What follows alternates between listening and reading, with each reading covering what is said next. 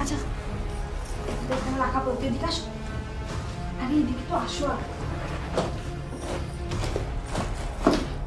আর ফকিরনি, কিচ্ছু নাই। শুনো,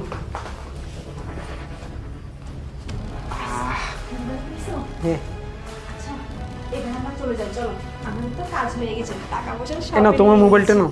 চলো এখন আমরা চলে যাই। ঠিক আছে চলো। দাঁড়া, কোথায় যাচ্ছিস? যাওয়ার আগে আমার সাথে কথা তো বলে যা।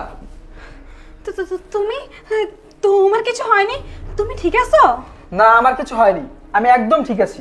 তুই কি ভেবেছিলি দুধে বিষ মিশিয়ে আমাকে খাওয়াবি আর আমি সেটা খেয়ে নিব? তোর প্ল্যান সাকসেস হয়নি, আমি তোর দুধ খাইনি। ওই দেখ, আমার ভাই ওখানে এখনো বসে আছে, আর আমার ওই ভাই আমাকে সবকিছু ভিডিও করে পাঠিয়েছে তুই যে আমার দুধে বিষ মিশিয়েছিলি। আর তুই যখন ওয়াশরুমে গিয়েছিলি তখন আমি দুধটা ফেলে দিই, আর তুই আসার পর আমি বলি আমি দুধটা খেয়ে নিয়েছি। আর তুইও আমার কথা বিশ্বাস করেছিস। তুই কি ভেবেছিলি তোর এইসব প্রকৃতির কথা কেউ কোনোদিনও জানতে পারবে না? আর তুই এরকম ছেলেদেরকে বিয়ে করবি, তাদের সয় সম্পত্তি, টাকা পয়সা সবকিছু নিয়ে যাবি, তাদেরকে মেরে ফেলবি, এসব কেউ কোনোদিনও জানতে পারবে না? আজকে আমার কাছে ভিডিও সহ প্রমাণ আছে, আর এর শাস্তি কতটা ভয়ঙ্কর হতে পারে সেটা তোর কোনো আইডিয়াও নাই। আমি তোদের দুজনকে আজকেই পুলিশে দিব। না না, শোনো, তুমি আমার কথাটা শোনো, আমি একদম ভালো হয়ে যাব, এইসব কিচ্ছু করব না, প্লিজ তুমি আমাকে চুপ, পুলিশে। তুই একটাও কথা বলবি না। ভালো হয়ে যাবি তাই না? এসব কাজ যারা করে তারা কোনোদিনও ভালো হতে পারে না, আর তোরাও কোনোদিন ভালো হতে পারবি না। আমি এখান থেকে ছেড়ে দিলে হয়তো না জানি আরো কত ছেলের জীবন তুই এইভাবে নষ্ট করবি।